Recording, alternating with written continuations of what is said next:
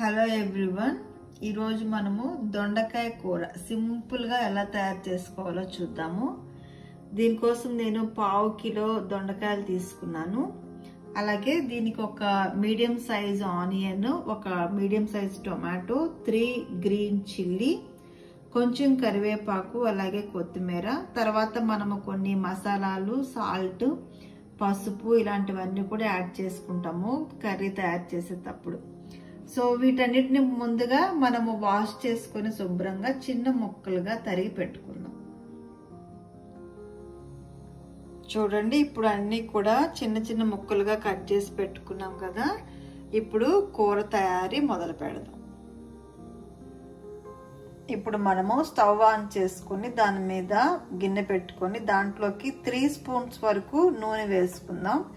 ఎందుకంటే మనము ఓన్లీ 1/2 కిలోనే కాబట్టి కూర చేస్తుంది. ఒక 3 స్పూన్స్ వరకు నూనె సరిపోతుంది.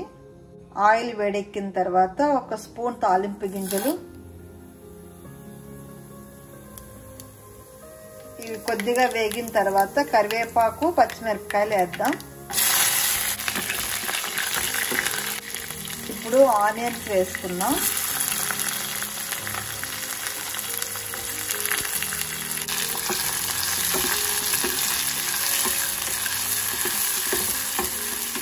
ఆనియన్స్ బ్రౌన్ కలర్ వచ్చేంత వరకు వేగనివ్వాలండి. లేకపోతే ఆనియన్స్ పచ్చిగా ఉంటే కూర అంత రుచిగా ఉండదు. అందుకని ఎప్పుడు కూడా ఏ కూరకైనా కూడా ఆనియన్స్ బ్రౌన్ కలర్ వచ్చే వరకు వేసుకున్న తర్వాతే మనము తర్వాత వెజిటబుల్స్ కానీ లేకపోతే చికెన్ కానీ ఏమి యాడ్ చేసుకోవాలన్నా కూడా ఆనియన్స్ డెఫినెట్గా ముందు వేగి ఉండాలి.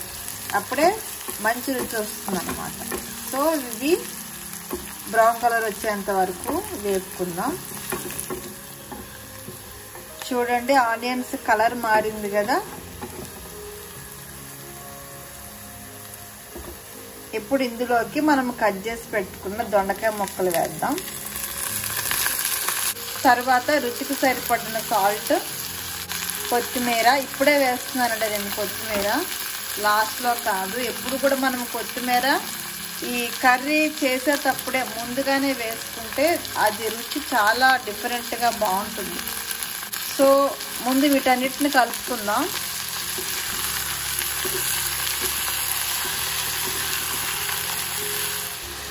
తర్వాత 1/2 స్పూన్ పసుపు వేసుకొని ఇంకొకసారి మొత్తం కలుపుకుందాం.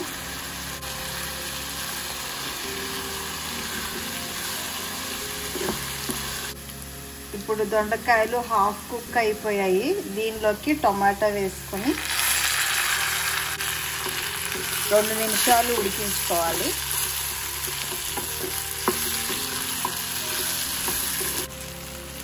నెక్స్ట్ ఏంటంటే దీంట్లోకి మనము 1 స్పూన్ కారము, 1/2 స్పూన్ చొప్పున ధనియాల పొడి, జీలకర్ర పొడి ఇవన్నీ కూడా యాడ్ చేసుకుందాం. అలాగే 1/2 స్పూన్ జింజర్ గార్లిక్ పేస్ట్. వీటన్నిటిని బాగా కలుపుకొని ఒక 2 to 3 మినిట్స్ ఈ మసాలాలంతా కూడా ఈ వెజిటబుల్లోకి మగ్గేటట్లుగా ఉడికించుకోవాలి.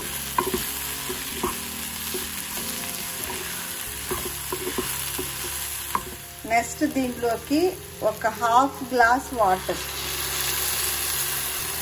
వేసుకొని ఒకసారి దీన్ని ఇలా కలిపేసుకొని ఉప్పు కూడా ఒకసారి సరి చూసుకోండి. మీకు ఇంకా ఒకవేళ యాడ్ చేయవలసి వస్తే ఈ సమయంలోనే ఉప్పు కూడా యాడ్ చేసుకోండి. సో ఈ రకంగా మనము దీన్ని ఒక 5 to 8 మినిట్స్ వరకు లో ఫ్లేమ్లో ఉడికించుకోవాలి. మూత పెట్టుకొని మీరు ఒక 8 మినిట్స్ తర్వాత ఆఫ్ చేసుకోవచ్చు.